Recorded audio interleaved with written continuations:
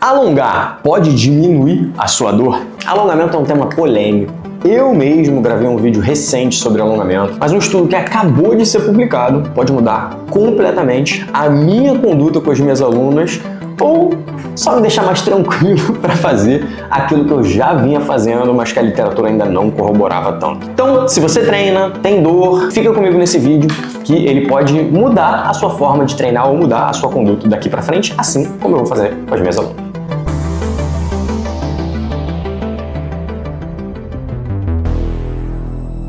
Eu sou Rafael Lund, personal trainer há quase 20 anos, trabalho especificamente com mulheres fazendo a parte de treino de força e sempre busquei colocar evidência científica na minha prática, né? Mas nunca deixei de lado a minha expertise, né? Para quem não sabe, prática baseada em evidência não é você ficar assim no estudo científico, mas é você considerar assim a evidência científica atual, a sua expertise em campo, a expertise em campo do profissional e as necessidades, habilidades, capacidades do cliente.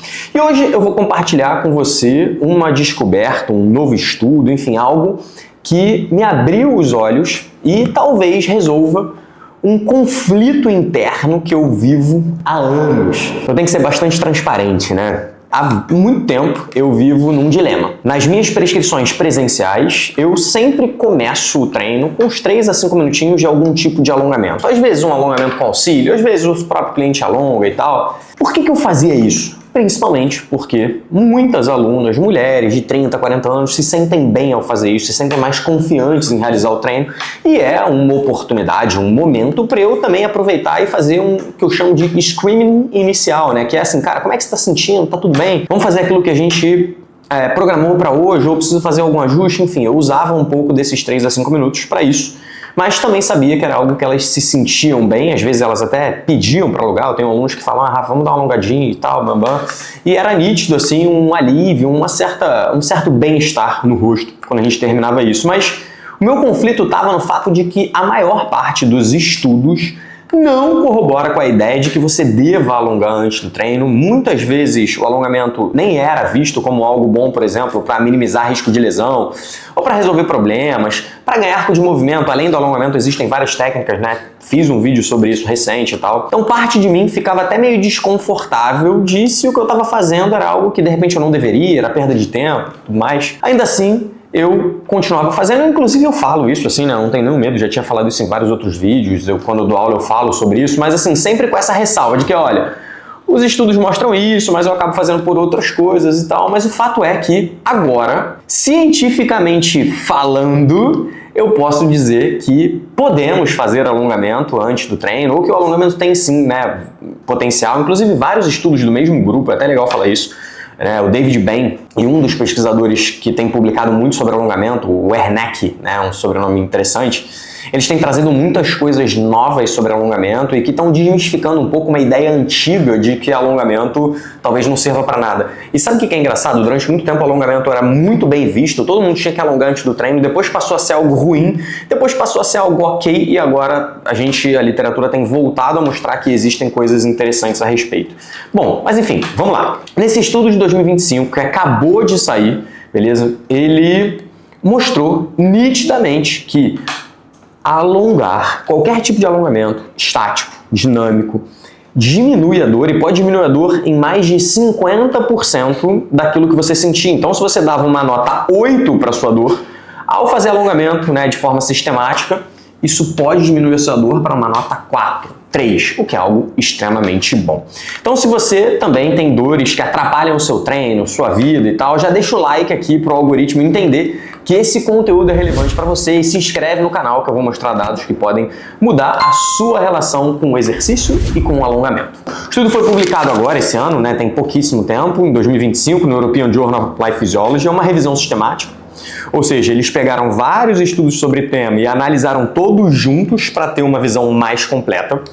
Só que os números chamaram a atenção, né? Foram na análise, depois dos critérios de inclusão dos estudos, exclusão dos estudos, tal, 6 estudos foram incluídos na análise com 658 participantes, né, analisados. Tiveram estudos com duração de 4 semanas, com duração de 6 semanas, mas 5 dos 6 estudos analisados mostraram uma redução significativa da dor. Em alguns estudos chegou a 67% de redução de dor lombar, por exemplo. No outro estudo, 32% de dor na cervical, né, redução de dor na cervical. Mas o que mais me tranquilizou foram os mecanismos que eles explicaram, porque agora a gente tem um pouquinho mais de base e de ciência para, inclusive, ajudar e, enfim, entender por que as alunas se sentem bem. Então, entendendo um pouco desses mecanismos pode ser interessante. Existem 4 mecanismos principais que eu vou tentar explicar de uma forma bem simples, beleza? O primeiro deles é aumento da tolerância à dor. O que significa isso? O alongamento, ele educa os nossos receptores de dor. É como se você estivesse aumentando o limite do que você considera doloroso. Então, os seus nervos ficam menos sensíveis ao estímulo que antes incomodava. Segundo aspecto, existe uma redução da rigidez muscular. Músculos menos rígidos geram menos pressão nas estruturas que, levam a informação sensorial para o nosso cérebro, gerando dor. Então, imagina uma corda muito esticada que finalmente alivia um pouquinho, como um músculo que para de puxar as estruturas ao seu redor. Então, isso alivia um pouco a dor. Terceiro aspecto, uma diminuição da atividade dos fusos musculares. Fusos musculares são sensores que ficam dentro do músculo que eles dão informação para o nosso cérebro. E se esses sensores eles ficam menos ativos, a gente tende a ter menos dor. É como diminuir a sensibilidade do alarme. Ele para de disparar por qualquer coisa. É mais ou menos isso. Quarto aspecto, alívio da pressão diretamente nos nervos espinhais. É especialmente importante para dor nas costas. O alongamento ele libera um pouco de espaço para os nervos terem um pouco mais de alívio, respirarem mais tranquilos. Então, de forma simples, basicamente essas 4 coisas. Então, agora eu entendo por que, mesmo eu não tendo dados científicos até esse momento, ou pelo menos não tendo acesso a essa informação até agora, muitas das minhas alunas se sentiam bem, curtiam e tal, é por causa disso. Então, agora dá para entender por que talvez valha a pena fazer, por que você se sente tão bem, além da sensação que o próprio exercício, vários tipos de exercício dão, mas isso é o que eu tenho, é o que eu já de alguma maneira via, mas eu não tinha dados importantes para falar. Agora a gente tem os dados, tem os mecanismos e tal. Então, como que você pode aplicar isso no seu dia a dia e no seu treino, beleza? Qualquer tipo de alongamento serve, estático, dinâmico, os dois juntos. A sugestão é que você faça de 2 a 3 vezes por semana, segurando numa posição ou fazendo o alongamento dinâmico por aproximadamente 30 segundos, beleza? Focando nas regiões, nos locais, nos músculos mais rígidos, nas regiões que mais incomodam. Só tem um detalhe, e aí eu quero falar isso não tem nada a ver com estudo, tem a ver com aquilo que a gente aplica aqui também. Cuidado com quando você vai fazer alongamento. Existem alguns casos em que o alongamento não é bom. Por exemplo, alguns casos de dor neural, o alongamento pode não ser tão bom, porque eu costumo brincar que o nervo ele gosta de carinho, ele não gosta de tensão. Então, se você colocar uma tensão excessiva, isso pode não ser bom. Então, assim, se você não sabe muito bem o que está acontecendo, se você não está sendo orientado, cara, faz um alongamento leve, faz algo tranquilo, não força demais, muito mais para ter essa resposta de despressurizar o sistema do que qualquer outra coisa, beleza? Então eu continuo iniciando os meus treinos com alongamento, mas agora sem aquela culpa de que talvez estivesse fazendo alguma coisa que pudesse ser errado ou que pudesse não ter, não ter a ciência para corroborar. Então hoje aqueles meus 3 a 5 minutinhos antes do treino que eu faço continuam sendo usados tanto para melhorar o arco de movimentos de uma determinada articulação que vai ser usada no treino, quanto para servir como um alívio de dor para essas alunas que têm alguma coisa. Eu uso esse momento para conversar com o corpo, saber como é que ela está, observar, entender e ajudar elas a minimizarem dores.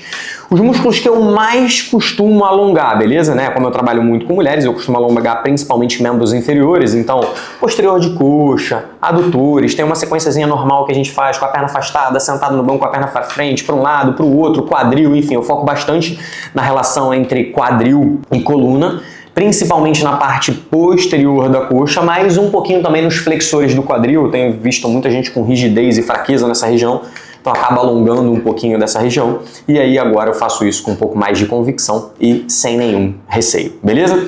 Então, para o seu treino, melhor amplitude de movimento é igual a exercício mais eficaz, isso a gente falou no outro vídeo.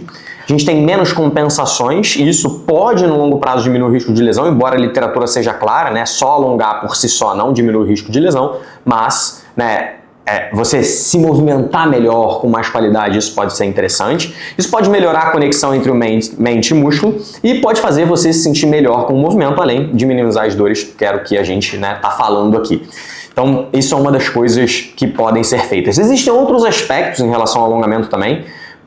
Existem alguns estudos que sugerem que pode melhorar a qualidade do sono, pode diminuir um pouco, por exemplo, o grau de estresse, pode gerar até mais disposição para atividades diárias ou uma sensação de bem-estar imediato, beleza? Então existem algumas coisas que são legais e que podem ser interessantes. Inclusive, lembra que eu falei que tem um grupo de pesquisadores se aprofundando bastante nesse tema? Teve um estudo especial em que os pesquisadores usaram um alongamento específico para o peitoral, colocando a posição, né, para alongar bem intensa, aliviava, eles colocavam mais tensão ainda, então eles colocavam bastante tensão no alongamento e isso foi bom, inclusive, para o ganho de força e massa muscular. Então, só fazer alongamento, mas enfim, ele é um estudo que tem um problema de validade externa, mas não é esse o objetivo aqui, mas é só para vocês verem que, cara, a literatura tem evoluído muito em relação ao alongamento e que muitas coisas estão mudando, inclusive a possibilidade de ser bom para aumentar força e massa muscular, dependendo de como ele é feito, beleza?